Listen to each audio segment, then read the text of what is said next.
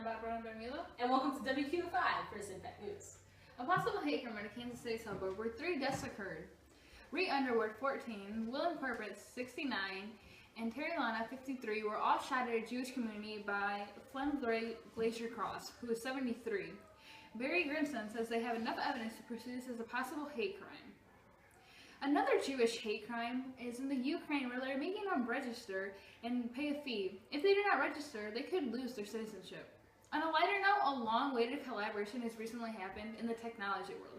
Microsoft and Apple will now be collaborating. Microsoft products will now be available in the App Store for free. However, there will be a $99 a year subscription fee to use other effects. Nadella, the recent new CEO of Microsoft, is definitely making a good first impression with the Apple crowd. I caught up with a couple people on what their thoughts were of this new collaboration. Here's what they had to say. Cafe catching up with Emma Watson. on their thoughts about the recent collaboration between Microsoft and Apple. You know, I think it's kind of great that they finally collaborated, but I think it's kind of crap that you have to pay $99 just to use it. Now we're here with Jessica. on her thoughts about the same collaboration. I finna love that beep! Swear. With Jessica's twin Jay Quillen. on her thoughts about the same collaboration. I think it's great. I'm gonna use it. It's gonna be all worth that 99 cents in my pocket. It's $99, ma'am. Ooh, no. I ain't gonna pay $99. 99 cents is good, but that collaboration is good, but not $99. Sweat. Thank you. With Ricardo Ramirez. on his thoughts about the same collaboration. I am glad Microsoft and Apple are coming together, just like the world should come together. It's advancing towards technology, and I'm willing to pay the $99 for this togetherness. Thank you. And this is First Impact On Site. Ella is definitely making good choices. Now on to international news.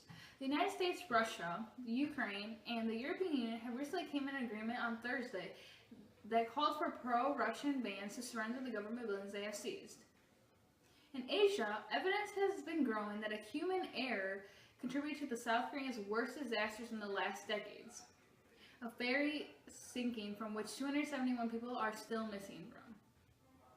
Now on to your local and state news after the break with Pamela Silvaconde. Oh, shoot.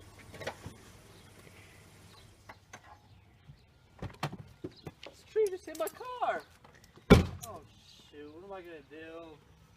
Oh, I got to call my Allstate agent. You're good.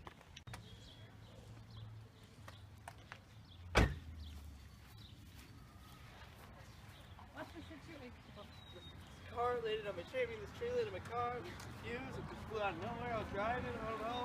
My mom's going to kill me. I just don't know. It came from right there. I don't know.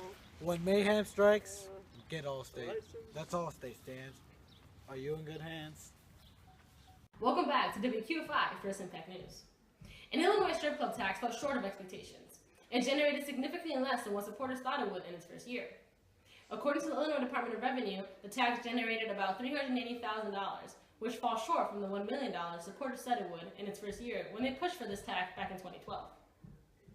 In other news, leggings have become very popular amongst teenage girls. However, not only are they rising in popularity amongst teenage girls, they're also becoming the new favorite target of the school dress code. A lot of schools in Illinois have completely banned leggings from school dress codes, and others have just set limitations. You must wear a shirt or a skirt over your leggings in order to cover your butt, in order for it to fall under dress code. Seems like a reasonable request for most people. However, for girls at Haven Middle School, they don't think so. They're taking a stand and they're fighting the school board, saying the school is going too far in restricting what they can and cannot wear. Which raises the alarming question, how far is too far? Meanwhile, in the small town of Rock Falls, Illinois, the community comes together to honor Matt Anderson at Sterling Dairy Queen, where each blizzard sold, all the proceeds went to the Anderson family. I was able to catch up with some of the Dairy Queen employees, and here's what they had to say. I was able to catch up with Michael Matthews, the Sterling Dairy Queen manager, and I asked him how he felt working Matt Anderson Day. He said, and I quote, "I worked that day 12 to close, and we were busy through every minute. It seemed like every order was filled with 20 blizzards. It was a hectic day, but it was worth it to see everyone come together." I caught up with Caitlin Wade, who is a crew member at Sterling Dairy Queen. When I asked her about the Matt Anderson benefit, here's what she had to say. I worked 7 hours that day, but it felt like days. I loved seeing all the high school kids come and support one another. It was amazing, and it wasn't just Rock Falls. A lot of local schools came to show their support. We ended the night with a total of 1,741 blizzards sold. I also caught up with Sandra Gomez, who's an ex-employee at Sterling Dairy Queen. They asked her to come back just to work that day. Here's what she had to say. I quit Dairy Queen about a year ago, but when I was asked to come back to work for May Anderson Day, I jumped at the chance. I knew it would be a big day since they were asking former employees to come back. I was right. Within the first 10 minutes of opening, we had 3 buses full of students show up. I thought it was a great turnout. It's truly inspiring story. It's amazing how the community can just come together.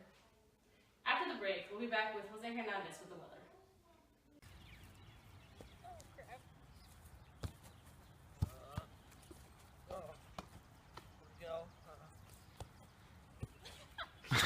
I got it.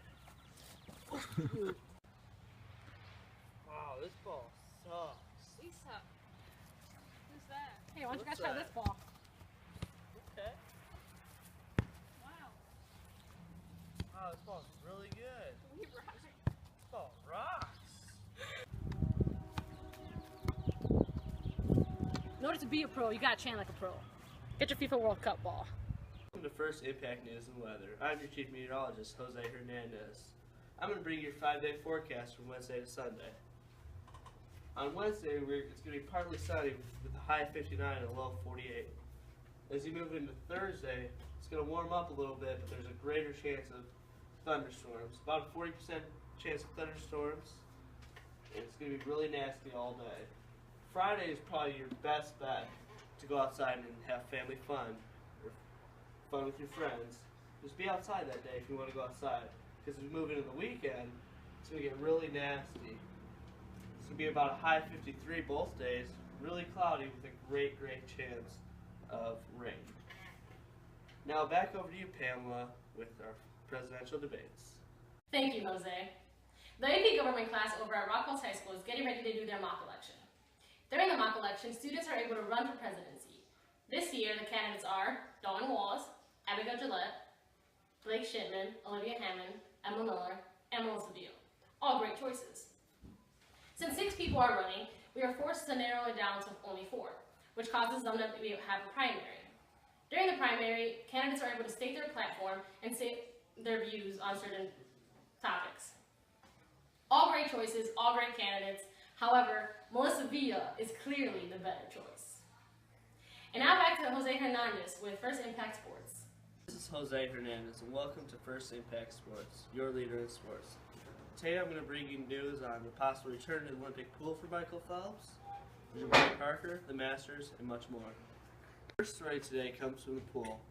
Michael Phelps has come out of retirement and will be participating in a meet in Mesa, Arizona from April 24th to April 26th.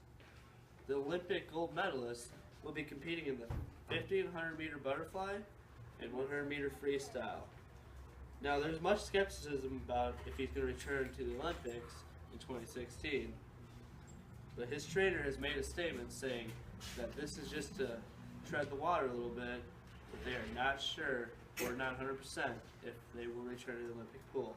Michael Phelps is a 22-time Olympic medalist, with 18 of them being gold, and he has set 36 world records in the Olympic pool. College basketball.